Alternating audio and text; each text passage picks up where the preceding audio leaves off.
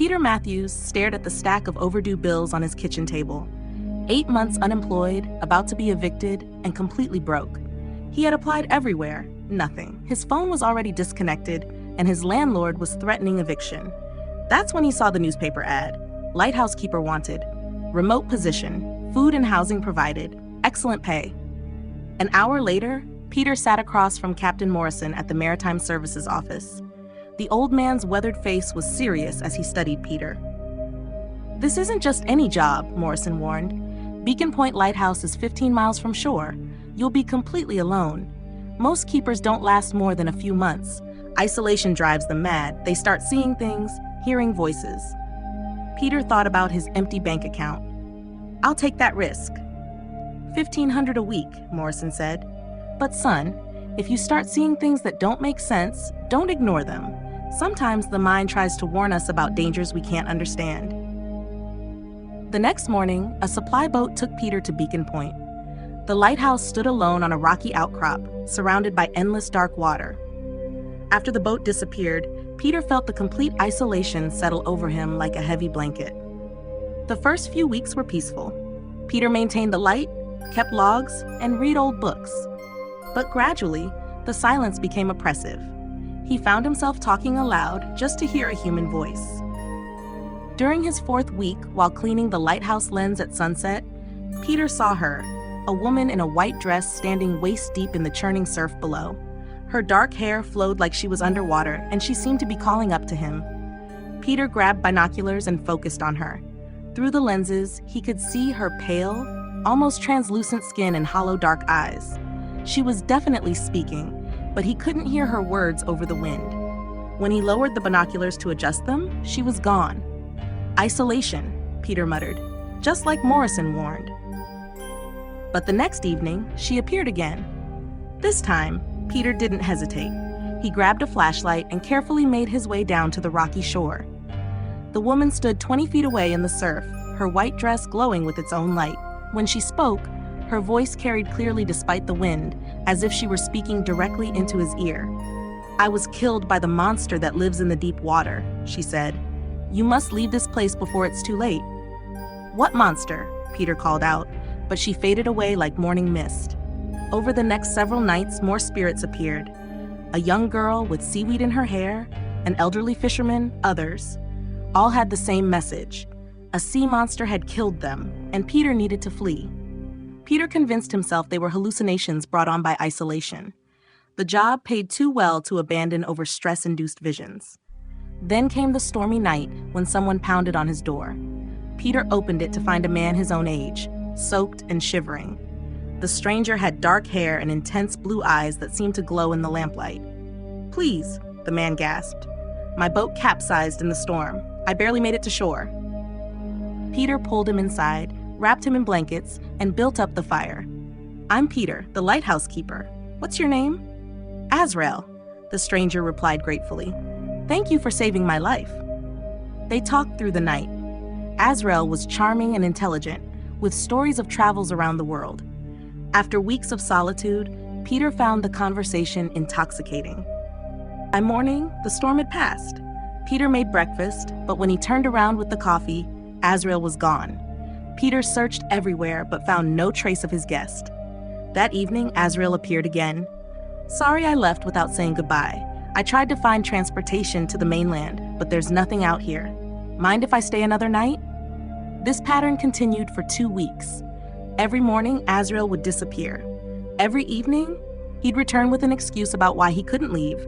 Bad weather, no available boats, mechanical problems. Peter began looking forward to these visits. After his isolation, having a friend felt like a lifeline to sanity. Azrael was educated, well-traveled, and genuinely interested in Peter's thoughts. "There's something peaceful about this place," Azrael said one evening by the fire. "Something that calls to me." Peter found himself trusting Azrael completely. Here was someone who understood solitude, who didn't judge his desperate need for this job. 3 weeks into their friendship, Azrael arrived with barely contained excitement.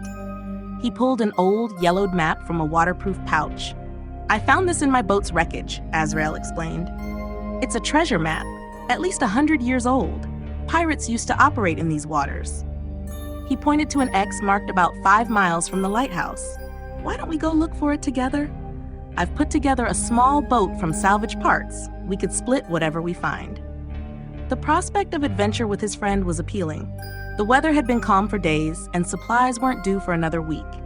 All right, Peter said, let's do it. They set out the next morning in Azrael's small motorboat. The day was perfect.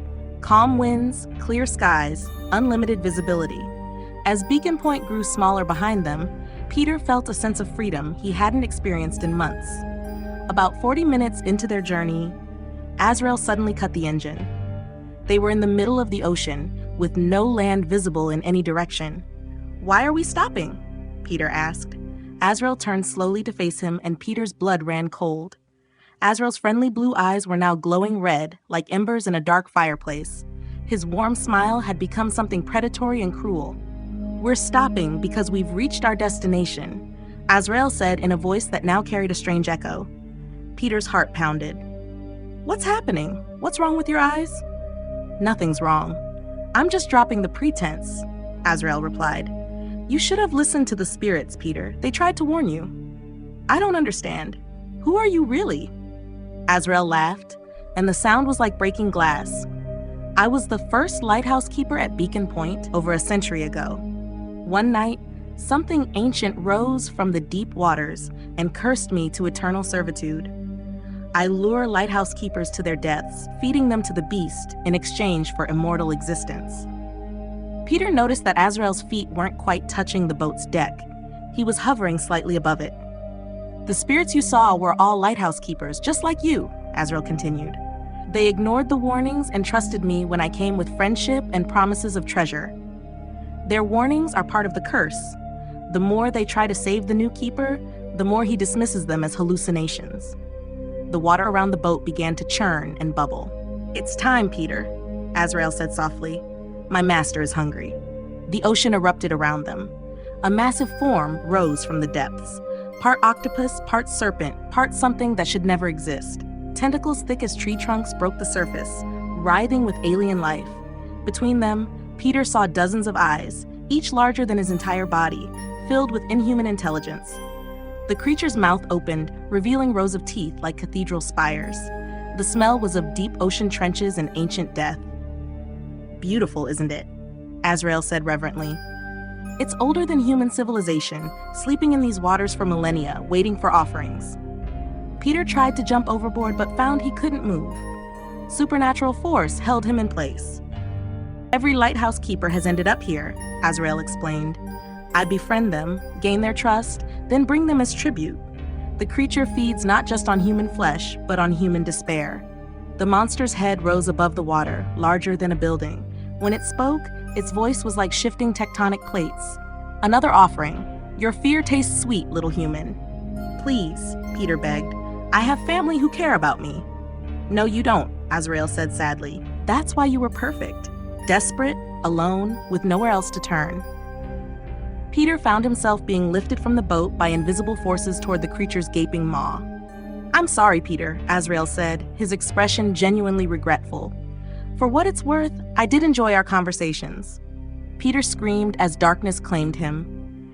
He awoke on the rocky shore near Beacon Point, but when he tried to stand, his hand passed through driftwood. In a tide pool, he could see through his own reflection to the sand below. Around him stood the other spirits, the woman in white, the young girl, the elderly fisherman, and others. We tried to warn you, the woman said with sympathy rather than accusation. I know, Peter replied. I thought you were hallucinations. That's what we all thought when we were alive, the girl said. The curse makes it nearly impossible for the living to believe us until it's too late. How long until the next lighthouse keeper arrives? Usually a month or two, the fisherman replied. The maritime office always finds someone desperate enough, no matter how many keepers disappear. And Azrael will befriend them, just like he befriended me, just like he befriended all of us. It's part of the curse. Peter felt deep sadness settle over him, not just for his fate, but for all future victims. Is there any way to break the cycle? The spirits looked at each other with hopeless expressions carved by decades of powerless observation. We've tried everything, the girl said. We can appear and speak warnings, but the curse ensures we're dismissed as hallucinations. The more desperately we try to save someone, the more convinced they become that they're losing their minds. 6 weeks later, on a rainy evening, another small boat approached Beacon Point. A young man stepped onto the dock, carrying a worn duffel bag and looking around with the mixture of hope and desperation Peter remembered so clearly. From the lighthouse tower where he now spent his eternal vigil, Peter watched the new keeper unlock the cottage door. "His name is Marcus," the woman said, appearing beside him. "Out of work for 6 months, about to be evicted." "Just like I was," Peter said quietly. Out on the dark water, barely visible in the rain, they could see Azrael's boat. The curse keeper was waiting, preparing to begin the slow process of befriending his next victim. "Should we try to warn him?" the girl asked. "We have to try," Peter replied, though he knew how it would end. "Even knowing it won't work, we have to try." Far beneath the churning waves, the ancient monster slumbered peacefully, dreaming of its next meal and the endless cycle of human desperation that kept it fed. The light of Beacon Point continued to turn, as it had for over a century, warning ships away from dangerous rocks. But there was no light bright enough to warn the living away from the lighthouse itself. If you enjoyed this story, don't forget to like the video and subscribe to my channel for more thrilling tales. I also write novels in different genres, like sci-fi, fantasy, and horror. If you'd like to check them out, click the link in the description below. Thank you for watching, and stay tuned for more exciting stories.